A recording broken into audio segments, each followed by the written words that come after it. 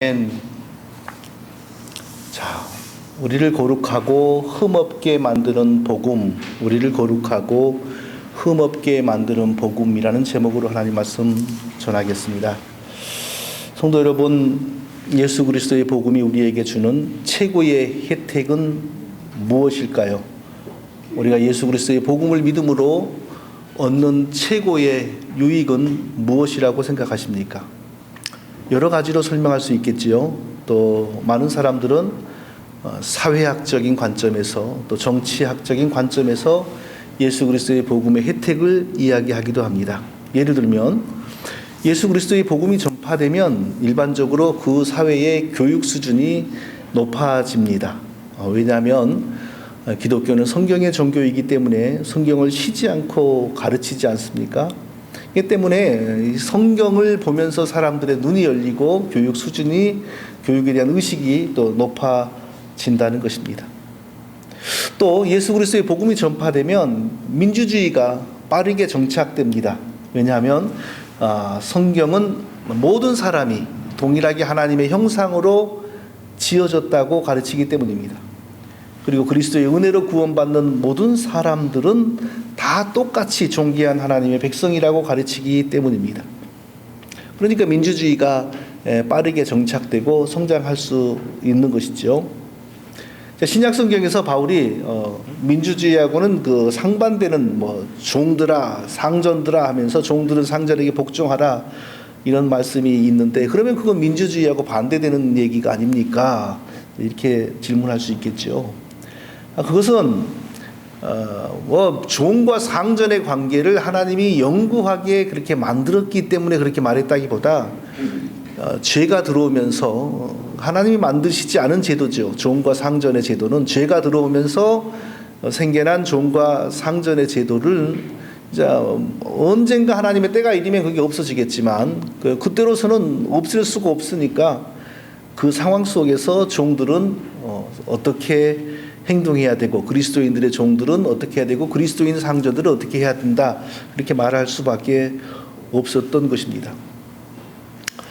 또 복음이 전파되면 자연스럽게 또 미신이 추방이 되고요, 정신이 건전해집니다. 박정희 대통령이 새마을 운동을 추진할 때 기독교를 장려하였는데 그것은 기독교의 복음 구원의 은혜를 사모했기 때문은 아니고 조국 근대화 경제 발전을 위해서는 미신 추방 또 정신 개조 작업이 필요했기 때문입니다. 그래서 그 시절에는 점집을 드나들거나 구슬을 하는 거나 이런 게 아주 부끄러운 것으로 인식이 되었습니다. 그런데 나중에 이제 어느 정도 산업화가 성공하고 나니까 그래도 옛날 게 함부로 버리면 안 되지 하면서 그런 것을 무형문화재라고 하면서 서서히 다시 되살렸습니다, 정부가. 그러다가 지금 오늘날 지금 대한민국이 난리 아닙니까? 박근혜 대통령이 진짜 무당인지 아니면 약간의 무당기가 있는지 모르겠지만 또 그런 한 여자의 그 조언을 받아서 사이비 종교 행위를 어느 정도 했다, 이런 것으로 지금 너무 시끄러워졌는데, 사실 박정희 그 아버지가 다 추방한 것인데 그런 것은 어떻게 딸은 또 그런 쪽으로 기울어지고 말았어요. 안타까운 일이죠. 더 심각한 사실이 있는데 그게 뭐냐면요, 이제는 교회들이 변질되어 가면서 이 교회들이 전하는 내용 자체가 미신화되고 있다라는 사실입니다. 제가 여러 번 언급하고 강조하는 것처럼 성령의 역사, 성령 운동, 기름 부음, 성령 세례 이런 미명하에서 오늘날 그 잘못된 교회들에게서 진행되는 그런 일들은 정말 그것은 무속적인 거하고 전혀 차이가 없습니다. 미신 그 자체하고 거의 차이가 없습니다. 소위 말하는 신기인데, 신기라고 할 것들이 잘못된 많은 교회들 안에서 성령 세례, 기름 부음 이런 말로 행해지고 있어요. 한국에 제가 지난 2주간 있었습니다. 2주간 있었으면서 제가 앞으로 한국 교회가 정말 큰일이다 라고 많은 것을 느꼈는데, 그 중에 하나의 요소가 뭐냐면 여자 목사가 너무너무 많아졌다는 것입니다. 여자 목사 자, 뭐 단순히 신학으로 보면 뭐 토론을 하죠. 여성 안수, 여자 목사 제도가 성경적이냐 비성경적이냐 이런 얘기 많이 합니다. 그런데 보면요, 아주 드물게 여자 목사들 중에서 굉장히 그 건전하고 성경적인 분들도 있습니다. 그런데 대체적으로 여성의 심성 때문이거나 여성의 기질 때문인 것 같아요. 대체적으로 여자 목사님들이 아주 무속적이고 미신적이고 그런 요소들이 굉장히 많습니다. 제가 2주 동안 있는 동안에 강원도 춘천에 말씀을 전하기 위해서 가는 길에 이제 운전해 주시는 목사님의 인도를 받아서 어떤 그 가평인지 하는 그 한데 산골짜기를 잠시 들어가자고 들어가 봤습니다. 그런데 딱 서는데 거대한 돌비석에 와그너 사역 연구소라고 하고 써준 게 딱 나타나는 거예요. 그래서 제가 눈이 번쩍 뜨였습니다. 그건 바로 미국에서 신사도 운동이라고 불리우는 그 굉장히 무속적이고 미신적인 그런 운동을 벌인 그 피터 와그너라는 유명한 신학자, 지난달에 세상을 떠났습니다. 가 만든 그 운동과 사상을 한국에 전파하는 그 일종의 한국 본부거든요. 그래서 말은 엄청나게 많이 들었어요. 그런데 제가 거기를 가보게 될 줄은 전혀 예상을 못했죠. 딱 가보니까 그냥 어마어마한 돌비석이 있고 와그너 사역연구원 이렇게 돼 있길래 제가 그냥 여기가 바로 거기네 하면서 그냥 곧바로 내려서 사진도 찍고 이제 해봤어요. 기왕에 왔으니까 도대체 여기 어떤 사람이 있나 보자 하고 보니까 막 가파른 길에 건물들이 있는데 저 위에 사람이 많이 모여 있고 강의를 하고 뭐 먹고 자고 할 만한 건물이 보여요. 그래서 거기를 가봤더니 안에 한 적어도 100명 정도가 마침 식사를 하고 있었어요. 그래서 물어봤어요. 뭘 공부하냐고. 그러니까 역시나 제가 들었던 막 그런 것을 공부한다 그래요. 굉장히 위험스럽고 무속적이고 미신적인 그런 것들입니다. 근데 놀란 것은요, 거기 모여 있는 사람들의 90%가 여자 목사들이었어요. 여자 목사의 제도가 결코 한국 교회에 유익을 주지 못한다. 그리고 오히려 심각한 요소다. 옛날에는 골목마다 점집이 있어서 그 여자 무당들이 점을 하고 있었습니다. 근데 오늘날에는 이제는 그전 자리를 십자가를 내건 건물들이 다 대체를 하고 있고 그 자리에 여자 목사들이 앉아 있어요. 대부분에. 다 그런 건 아니지만요. 전반적으로. 야, 정말 심각하다. 심각해. 앞으로 목사라는 타이틀을 가진 여자들이 이제 골목마다 그런 것을 차려서 목회라는 미명 안에 이제 그렇게 할 것을 생각하니까 한국 교회는 이제는 뭐 진짜 끔찍하다. 미래가 끔찍해 하는 생각이 들었습니다. 자, 복음의 혜택을 사회적인 관점에서, 정치적인 관점에서 이야기하는 것은 기독교의 본질에서 벗어나는 겁니다. 그러면 복음이, 예수 그리스도의 복음이 우리에게 주는 최고의 아름다운 혜택이 무엇일까요? 그것은 우리를 하나님 앞에 거룩하고 흠이 없는 자들로 세워주신다는 것입니다. 예수 그리스도의 복음이 우리에게 주는 최고의 혜택, 하나님 앞에 우리를 거룩한 자로, 흠이 없는 자로, 책망받을 것이 없는 자로 우리를 세워준다는 것입니다. 이걸 다르게 말하면 구원을 받게 해주신다는 거죠. 구원을 받으려면 하나님 앞에 우리가 흠이 없는 자라고 인정받아야 됩니다. 구원을 받으려면 하나님 앞에서 책망받을 것이 없는 사람이 되어야 됩니다. 자, 우리가 구원받은 하나님의 자녀로 신분이 회복되었다는 것은 다르게 말하면 하나님 보시기에 흠이 없는 자들, 거룩한 자들, 책망할 것이 없는 자들로 인정되었다는 뜻입니다. 그렇지 않으면 우리가 구원받을 수 없는 거죠. 구약에 레위기의 제사법들이 많이 있는데 그 대부분의 내용은 장차 예수 그리스도 안에서 구원받을 복음의 진리를 예시하고 상징하는 내용들입니다. 근데 참 그때 당시로서는 이해하기 어려운 내용들, 지금도 이해하기 어려운 내용들이 있습니다. 예를 들면 레인이라 할지라도 다리를 저는 자, 장애인 말하는 거죠. 또 뭐 한쪽 팔을 잃었다거나 애꾼이 되었다거나 또 남성의 기능이 상실되었다거나 뭐 이런 사람들은 하나님 가까이 나오지를 못하게 했어요. 현대인의 멘탈리티로 보면요, 이게 말이 안 되는 이야기입니다. 예. 병이 있다고 하나님 가까이 못 나가고 뭐 장애가 있다고 해서 하나님 가까이 못 가? 이건 현대인의 멘탈리티로서는 말이 안 되는 얘기죠. 지금 현대인들은 어느 것까지 지금 하고 있습니까? 일부 교회에서는 자기가 사랑하는 애완견과 짐승들을 데리고 와서 목회자에게 신부에게 세례를 달라고 합니다. 그거 목적이 뭐냐면 함께 천국에 가야 되겠다는 겁니다. 이 짐승 떼놓고 혼자 천국은 못 가겠으니까 짐승에게도 세례를 주라. 이게 현대인들의 멘탈리티입니다. 성경하고는 전혀 상관이 없는 내용들이지만 하고 싶으면 그렇게 하는 겁니다. 하물며 짐승도 세례를 달라고 해서 천국에 데리고 가겠다 그러고, 그뿐입니까? 짐승하고 결혼하는 것도 이제 주례를 서달라고 이제 하기도 하는데, 사람이 병이 있다고, 사람에게 장애가 있다고, 사람이 한눈을 보지 못한다고 해서 하나님 가까이 나오지 못하게 하는 그 레이기의 법이 이게 될 법이나 한 얘기입니까? 그럼 왜 하나님은 그렇게 하신 것입니까? 장차 예수 그리스도를 통하여 이루어질 구원이 얼마나 아름다운지를 느끼게 하려고 그렇게 한 것입니다. 우리가 구원받으려면 거룩해져야 됩니다. 흠이 없어야 됩니다.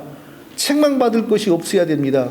그런데 우리가 무슨 수로 거룩해지고, 우리가 무슨 방법으로 흠없는 사람이 되고, 무슨 방법으로 우리가 하나님 앞에서 책망받을 것이 없는 의로운 사람이 될 수가 있습니까? 우리 힘으로는 결코 불가능합니다. 어떻게 해야 됩니까? 오늘 우리가 예배 시작 때 불렀던 찬송처럼 자격 없는 내 힘이 아닌 오직 예수님의 보혈로, 내 힘이 아닌 오직 예수님의 보혈로, 자격이 없는 내 이름이 아닌 오직 예수님의 이름으로만 나아갈 때 하나님이 우리를 거룩하다고 인정하시고, 흠이 없는 사람으로, 책망할 것이 없는 사람으로 인정해 주시는 것입니다. 실제로는 우리가 흠이 있고, 실제로는 흠이 많고 책망할 것이 많을지라도 예수의 이름으로, 예수의 옷을 입고 예수의 보혈을 의지하고 나가면 그렇게 인정해 주시는 것입니다. 이게 바로 복음의 혜택이죠. 이게 바로 복음의 능력입니다. 대체 예수 그리스도는 누구이기에 우리가 예수님을 믿을 때에 하나님은 우리를 흠이 없는 자로, 책망할 것이 없는 자로, 거룩한 자로 인정해 주십니까? 이게 오늘 본문의 내용입니다. 오늘 본문을 통하여 이거 한 가지, 그가 누구이기에, 왜 그를 믿으면 우리가 흠이 없는 자로, 거룩한 자로 인정이 되는가, 중요한 사실 한 가지를 오늘 찾아보겠습니다. 자, 중요한 사실 첫 번째, 예수 그리스도는 만물을 보존하시고 유지하시는 분이라는 사실을 우리가 발견해야 됩니다. 17절을 읽어보겠습니다. 오늘도 17절 한 절을 가지고 좀 많이 생각하고 연구하고 묵상하게 할 텐데요. 제가 17절을 읽어보겠습니다.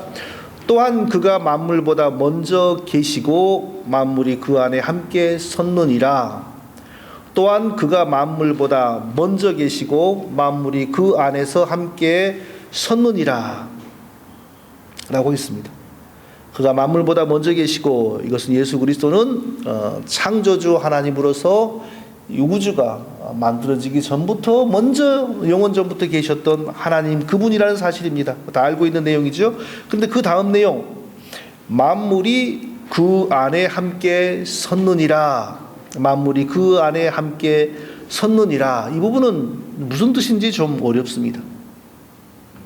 이 부분은 좀 어려운데, 예수 그리스도는 만물을 보존하시고 유지하시는 분이다, 이 뜻입니다. 여러 한글 번역본들을 참고해 보았습니다. 한글 킹 제임스 성경은 만물은 그로 말미암아 존속하느니라, 만물은 그로 말미암아 존속하느니라 라고 번역했습니다. 공동 번역은 만물은 그분으로 말미암아 존속합니다. 공동 번역이라는 말은 70년대에 한국의 개신교, 엄밀히 말하면 개신교라는 말보다는 기독교가 맞는 거죠. 기독교와 천주교가 우리 한번 성경을 같이 번역해 보자라고 해서 만들어 나온, 번역된 게 공동 번역입니다. 킹 제임스 성경은 그 영어 성경 중에서 상당히 그 권위를 인정받는, 굉장히 권위를 인정받는 킹 제임스 성경이라고, 버전이라고 하는 것을 번역한 것이고요. 현대인의 성경이 요즘 말로 가장 이해하기 쉽게 번역한 성경이죠. 뭐라고 번역을 했냐면, 만물은 그분의 능력으로 보존되고 있습니다. 만물은 그분의 능력으로 보존되고 있습니다. 이렇게 번역을 했어요. 그러니까 만물이 그 안에 함께 섰느니라, 골로새서 1장 17절의 말씀은 무슨 뜻이냐? 그는 예수 그리스도. 그러니까 세상 만물이 예수 그리스도로 말미암아 보존되고 유지되고 있습니다. 이 뜻이죠. 굉장히 어려운 내용이고 또 우리가 들어보지 못한 생소한 개념입니다. 어떤 신학 이론에 이신론이라고 하는 이론이 있는데 그 어떤 내용이냐 하면요. 하나님이 이 세상을 만드셨습니다. 그리고 이 세상을 만드시고 나서 마치 시계가 자체적으로 이렇게 돌아가고 움직일 수 있는 기능과 법칙을 이 우주와 세상 속에 부여하고 하나님은 떠났다. 그런 이론이 있습니다. 그러니까 하나님이 만드시고 하나님이 부여하신 기능과 법칙에 의해서 이 세상이 이렇게 돌아가고 있어요. 그런데 실질적으로 하나님은 이 세상과 함께 하지 않고 만물과 함께 하지 않고 떠나가셨다. 이런 이론이 있어요. 성경은 이런 이론을 지지하지 않습니다. 성경은 하나님은 친히 지으신 세상 만물과 함께 하시고 만물을 유지하시고 보존하십니다. 이게 전문적인 신학 용어로 무소, 부재하신 하나님. 어디에나 계시고 하나님이 지으신 모든 피조물이 있는 곳이라면 어디에나 계시는 하나님, 아니 계시는 곳이 없는 하나님입니다. 그러니까 어디에나 하나님이 계시면서 이 세상의 질서와 모든 존재들을 보존하고 유지하고 계시는 것입니다. 구약성경 느헤미야 9장 6절을 보면 오직 주는 여호와시라 천지 만물을 지으시고 다 보존하시오니, 하나님은 천지 만물을 지으시고 다 보존하시오니라고 했습니다. 만물을 지으신 하나님, 만물을 지으신 예수 그리스도는 자기의 뜻대로 계획대로 만물을 동시에 보존하고 유지하십니다. 히브리서 1장 3절은 그의 능력의 말씀으로 만물을 붙드시며 그랬습니다. 이게 만물이 저절로 존재하고 유지하는 게 아니라 만드신 예수 그리스도께서 그의 능력의 말씀으로 이 만물을 붙들고 계시기 때문에 지금 이 질서가, 우주의 질서가 유지되고 계속 존재한다는 것입니다. 만일 예수 그리스도가 능력의 말씀으로 이 만물을 붙드시지 아니하면, 그래서 만물의 질서가 유지되지 않고 보존되지 않는다면 우리는 어떻게 될까요? 그것은 우리에게 아주 비참한 운명이 곧 닥친다는 것을 뜻합니다. 몇 년 전인가요? 한 10년 됐나요? 인도양 한가운데서 지진이 발생했지 않습니까? 그 지진이 발생한 그 여파로 인해서 어떤 일이 벌어졌어요? 그 넓은 바다에서 쓰나미가 일어나가지고 해안가를 덮쳤습니다. 근데 불과 10분, 20분 사이에 얼마나 많은 사람이 죽었습니까? 제가 정확한 숫자는 잊었지만 20만, 30만, 40만 그런 어마어마한 숫자의 사람이 죽었어요. 그러면은 그 쓰나미는 왜 일어났을까요? 사실 누구도 정확하게 말 못합니다. 과학자들이 하는 말은 나타난 현상을 설명하는 겁니다. 그러면 정확한 설명은 뭘까요? 성경의 관점에 의하면 만물의 질서를 보존하고 유지하시는 예수 그리스도의 은혜가 인간의 죄로 말미암아 훼손된 것입니다. 그렇기 때문에 지으신 피조물의 질서와 기능에 탈이 나서, 쉽게 말하면 탈이 나서 지진이 벌어지는 것이고 그 여파로 쓰나미가 일어나는 것이고, 그래서 그 결과로 수십만의 인류가 사람들이 떼죽음을 당한 것입니다. 자, 이렇게 말하면 예수 그리스도가 진짜 잔인하네, 어떻게 사람을 그렇게 죽게 해, 이렇게 말할 수 있겠으나 그것은 예수 그리스도가 잔인한 것이 아니고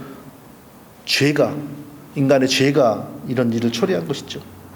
만물을 지으시고 보존하시는 예수 그리스도의 은혜가 만물의 질서를 유지한다라고 하는 성경 말씀이 분명하게 있으므로, 사실이므로 예수 그리스도의 은혜가 죄로 말미암아 훼손되었기 때문에 그런 일이 벌어진다. 우리가 얼마든지 그렇게 설명할 수 있습니다.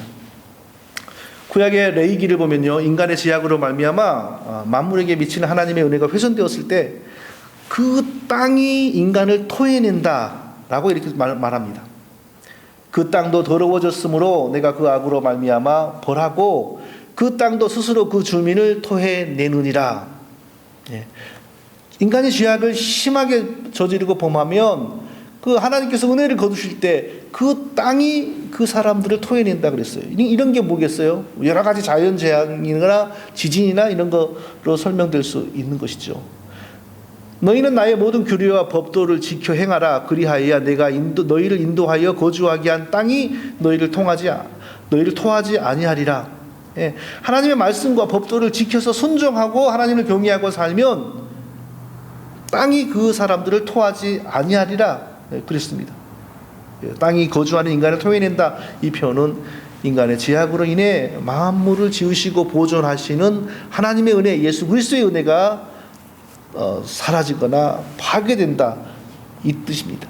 반대로 우리가 하나님을 잘 경외하고 바르게 살면 우리 주변에 모든 것을 붙드시는 하나님의 은혜로 말미암아 우리가 평안하게 살 수 있다, 이렇게 해석할 수 있는 것 아니겠습니까? 자, 이런 상황에서 우리는 어떻게 구원을 받았습니까? 하나님으로부터 거룩하다 인정을 받았기 때문에 구원을 받았습니다. 그런데 우리는 우리 힘으로 거룩해지지 않았습니다. 우리의 노력으로 거룩해지지 않았습니다. 우리 힘과 지혜로 흠없는 사람이 되지 않았습니다. 창조주이시고 만물을 보존하시는 예수 그리스도가 나처럼 피 흘릴 수 있는 사람이 되어 오시어서 나를 대신하여 피 흘리심으로 거룩하다 인정을 받았습니다. 예수 그리스도의 피가 우리를 흠없는 사람으로 만들어 주셨습니다. 우리는 그 이전에 영원한 하나님의 원수였고 진노의 대상이었을 뿐인데 그 십자가에서 흘리신 예수 그리스도의 피, 그 우리의 죄값을 흘리신 그 피로 말미암아 그것을 다만 믿는다는 이유만으로 하나님께서 우리를 거룩하다, 실제로 거룩해진 것이 아니고 실제로 의로워진 것이 아니고 그 피를 믿는 것을 보시고 하나님이 거룩하다라고 선언하여 주신 것입니다. 그리고 그 이후로 그 피를 믿는 자들에게는 더 이상 하나님이 책망할 것이 있다고 여기지 않는 것입니다. 이게 바로 우리가 얻은 구원의 내막입니다. 이번에 한국에 가서 저명한 신학자 몇 분을 만나서 이야기를 하고 또 활발하게 중요한 문제들을 토론하고 이끌어가는 목사님들을 좀 만나서 대화를 했습니다. 지금도 한국교회 안에서 이상한 칭의론에 대한 논쟁이 계속 이어지고 있는 것을 보았습니다. 칭의론이 뭔지 아십니까? 칭의론이라고 하는 것은 죄인이었던 사람이 어떻게 하나님으로부터 의롭다 하심을 받느냐, 어떻게 하나님의 의롭다 하심을 받고 구원을 얻게 되는가, 이게 바로 칭의론입니다. 이것을 토론하는 것이 칭의론입니다. 사실은 간단한 거죠. 예수 그리스도의 피를 믿음으로 하나님이 의롭다고 여겨주시는 거죠. 그런데 정말 이해가 되지 않은 방향으로 논쟁이 계속 전개되고 있는 걸 보았습니다. 미국에 있는 어떤 유명한 신학자가 뭐라고 말을 했냐면, 믿음으로 의롭다라고 했는데 아주 조금 차이입니다. 행함이 있는 믿음으로 우리가 의롭다함을 받았고, 자, 그 차이를 생각해 보세요. 믿음으로 의롭다함을 받은 것과 행함이 있는 믿음으로 의롭다함을 받았다라는 말의 차이가 조그마한 것 같지만 엄청난 차이입니다. 그분은 행함이 있는 믿음으로 의롭다함을 받았고, 그리고 그 의롭다함을 받은 것이 확실하게 끝까지 이어지고 보장되는 것이 아니라 나중에 예수님이 재림할 때 한 번 더 심사를 하는데, 그때 만일 너는 완전히 의로운 게 아니야 라고 이렇게 하면 지옥에 떨어질 수 있다는 겁니다. 그러니까 그 이론에 의하면 우리는 하나님이 나를 의롭게 하셨어, 나는 확실히 구원받았어, 이 구원의 확신을 가지고 사는 것은 부당하다는 거예요. 대신에 우리는 뭐 해야 되냐? 행함이 있는 믿음으로 의롭다함을 받았고, 계속해서 행함이 있는 믿음으로 계속 참된 믿음을 증거해야만 그 구원이 계속 유지된다는 겁니다. 아주 그럴싸하죠. 그러나 이것은 결코 우리가 예수 그리스도를 통하여 얻은 구원의 진리가 아닙니다. 우리는 한 번도 행함이 있는 믿음으로 의롭다 하심을 얻은 적이 없습니다. 그럼 우리는 어떻게 의롭다 하심을 얻었습니까? 오직 예수 그리스도가 십자가에서 나를 위하여 대신 피 흘렸음을 믿음으로 의롭다함을 얻은 겁니다. 이 차이 아시겠습니까? 오직 예수 그리스도가 십자가에서 나를 위해 피 흘리심을 믿음으로 말미암아 의롭다함을 얻었을 뿐이지, 행함이 있는 믿음으로 의롭다함을 우리가 얻은 적이 없습니다. 하나님은 우리가 처음 믿을 때 그래 네가 행함이 있는 믿음이 있느냐 이걸 요구한 적도 없습니다. 그리고 우리가 처음 예수님을 믿을 때 행함이 있는 믿음을 보일 능력도 없습니다. 이해가 안 되시면 이 장면 생각해 보십시오. 예수님이 예수님 돌아가실 때 십자가가 세 개였지 않습니까? 한 가운데는 예수님이 십자가에 매달리셨고 양쪽에는 진짜 강도들이 십자가에 매달려 피 흘리시면서 같이 죽어가고 있습니다. 근데 십자가의 우편의 강도가 예수님에게 예수님 오늘 나랑 같이 죽는데 나를 구원해 주십시오. 구원을 요청했습니다. 근데 예수님이 뭐라고 말씀하시냐면 오늘 네가 나와 함께 낙원에 있을 것이다. 구원을 보장해 준 것입니다. 예수님이 그 사람을 구원해 주신 걸로 확실히 보장하신 겁니다. 자, 이 강도가 그러면은 무엇으로 구원받았는지를 생각해 보세요. 이 강도가 행함이 있는 믿음을 보임으로 구원을 받은 겁니까? 오직 십자가에 달리신 예수님의 은혜를 입어서 구원받은 겁니까? 오직 십자가에 달리신 예수님의 피의 은혜를 입어서 구원받은 겁니다. 못 박혀 있는데 뭐 행함이 있는 믿음을 뭘 어떻게 보이겠어요? 못 박혀 있어 죽어가는데. 우리는 오직 예수님의 피의 은혜를 입음으로 구원받았지 행함이 있는 믿음으로 말미암아 구원받은 적이 없습니다. 굉장히 중요한 믿음의 이건 진리입니다. 네.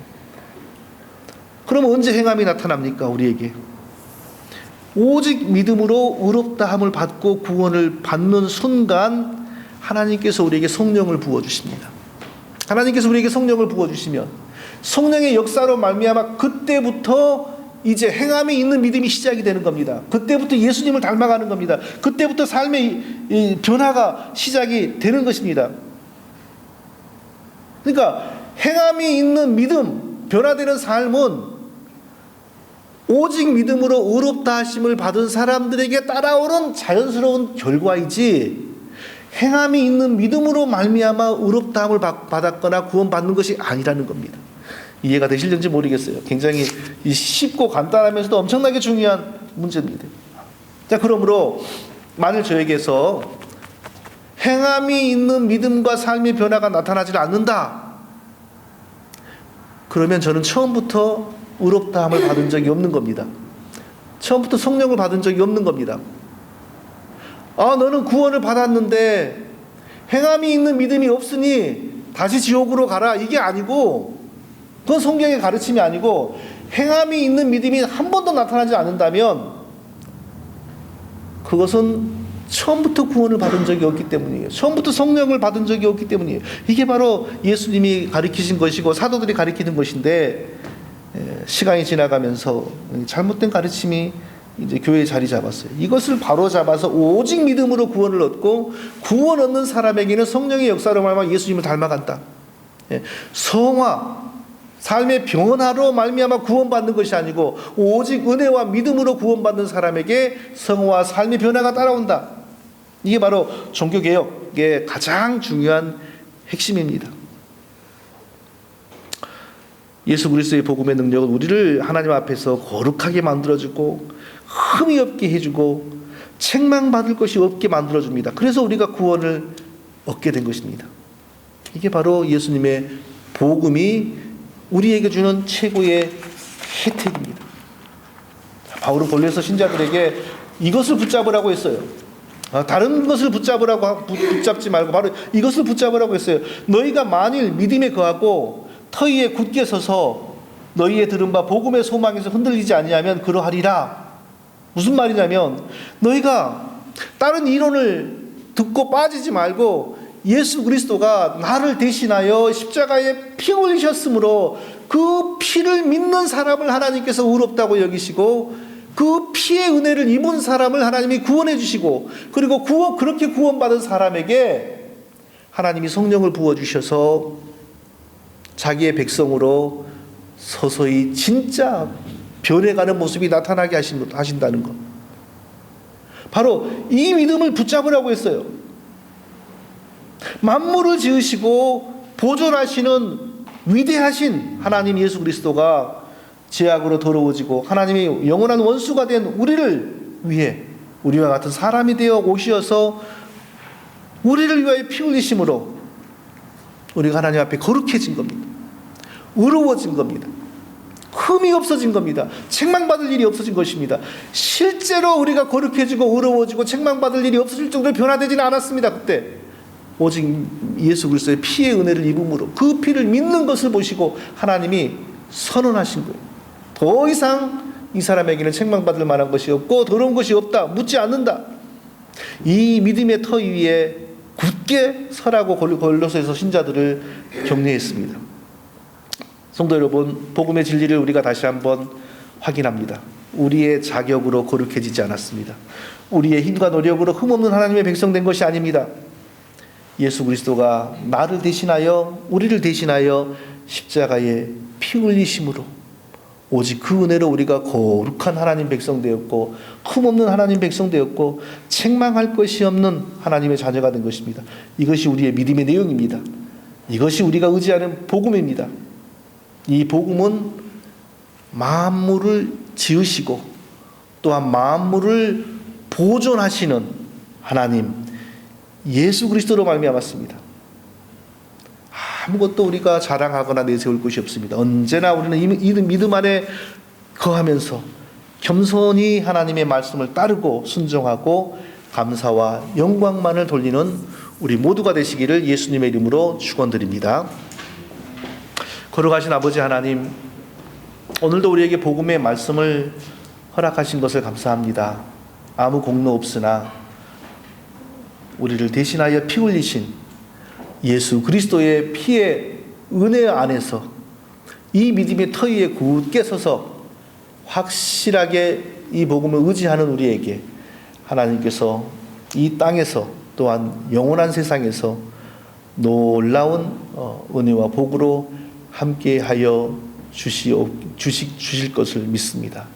감사드리며 예수님의 이름으로 기도합니다. 아멘. 찬송가 516장 찬송 부르시면서 헌금 드리겠습니다.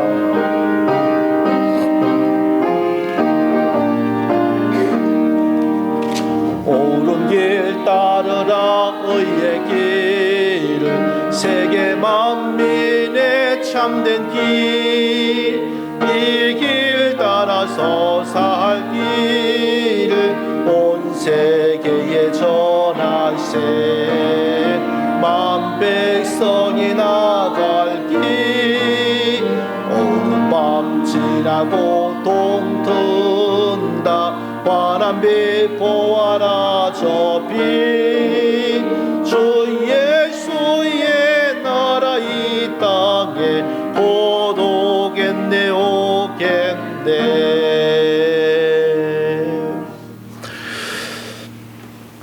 앞으로는 말이죠, 헌금을 드리고 나서 기도를 성도님들이 돌아가면서 하면 좋을 것 같아요. 오늘은 제가 하겠습니다. 거룩하신 아버지 하나님, 하나님께서 우리에게 베푸신 은혜를 생각하면 우리가 그 무엇으로도 갚을 길이 없음을 압니다. 오직 우리의 믿음과 하나님을 향한 정성으로 예물을 드리오니 하나님 이 예물을 기쁘시게 받아주시고 이 예물을 드리는 손길들마다 하나님께서 이 땅과 영원한 천국의 은혜와 복으로 함께하여 주시옵소서. 예수님의 이름으로 기도합니다. 아멘. 할렐루야. 저는 성도님들의 기도로 잘 한국에 다녀왔습니다. 심한 병환 중에 계시는 어머님 잘 또 병원에 모셔서 수술하고 또 수술이 끝나면 요양원으로 들어가시도록 다 절차를 준비를 하고 왔고요. 그 외에도 제가 떠날 때 말씀드린 것처럼 아주 그냥 한국교회 뭐 여러 가지 복잡한 일이 지금 저에게 얽혀 있는데 그 일도 아주 잘 되었고요. 잘 되었고 또 많은 사람들이 참 도와주셔가지고 잘 되었고 그 외에도 한 10번 정도 설교와 강의를 했거든요. 그러니까 뭐 고향에 가서 며칠을 보내랴, 뭐 부모님 일을 하랴, 그리고 주일마다 오전에는 이 교회, 오후에는 저 교회, 또 그 다음 주에는 오전에는 이 교회, 저 교회, 또 주중엔 또 여기 가서 이거 뭐 정말 정신없이 그냥 뭐 미국에 있을 때보다 훨씬 더 설교를 많이 하고 강의를 많이 하고 그러니까 좀 목이 약간 좀 이렇게 어색해진 것 같지 않습니까? 네, 그렇게 해서 잘 보내고 또 여기서는 너무너무 허리가 아파가지고요. 제가 한국에 가가지고 걸으나 다닐 수 있을까 또 무슨 탈나지 않을까 했는데 하나님의 은혜로 또 침의 역사로 침도 한 4번을 맞고 또 하나님의 역사를 그것도 거뜬하게 또 잘 또 이렇게 하고 왔습니다. 이제부터는 우리가 이제 힘과 마음을 합하여서 힘껏 기도하면서 바로 이곳에서 또 하나님의 역사를 이루어 갈 수 있기를 바랍니다. 오늘도 예배 후에 웨스트민스터 신앙고백서 강독반을 계속 이어가겠습니다. 장기선 이현수 성도님 가정의 첫 딸 혜원자매의 결혼식이 어제 있어서 텍사스에 출타하였습니다. 축하와 기도를 부탁드립니다. 다음 주 예배는 추수감사절입니다. 한 해 동안에 은혜에 감사드리는 마음으로 특별하게 우리가 예배드리고 또 성찬식과 특별한 만찬도 준비하겠습니다. 이때 주변에 교회 다니지 않은 분들 또 오랫동안 결석하시는 분들 모시고 오셔서 우리가 특별하게 또 즐거운 시간을 갖고 또 전도의 기회를 삼을 수 있기를 바랍니다. 한국의 정치적인 문제 혼란스럽죠. 또 미국도 그렇더라고요. 선거가 끝나면 그대로 굴복하는 게 아니라 또 선거를 인정 못하겠다고 또 여러 도시에서 데모를 하더라고요. 이 사회가 혼란스러워지고 어려워지면 그 피해는 다 우리 몫이죠. 우리가 한국과 미국이 안정되기를 위해서 우리 반석교회는 더욱더 예배에 힘쓰고 기도, 전도, 교육, 봉사에 하나님의 역사가 나타나기를 위해서 또 우리들의 가정과 학업 가운데 하나님의 은혜가 넘치기를 위해서 늘 쉬지 않고 기도할 수 있기를 바랍니다. 우리 다 같이 일어서셔서 620장 1절 찬송 드리고 마치겠습니다.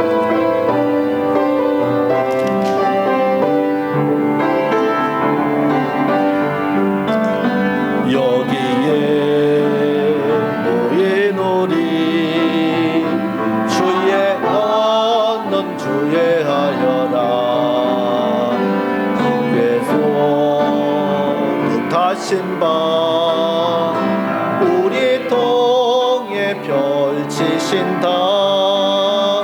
성통과 슬픔 중에 더욱 주님 의지하오니 어려움 이겨내고 주님 더욱 찬양하라.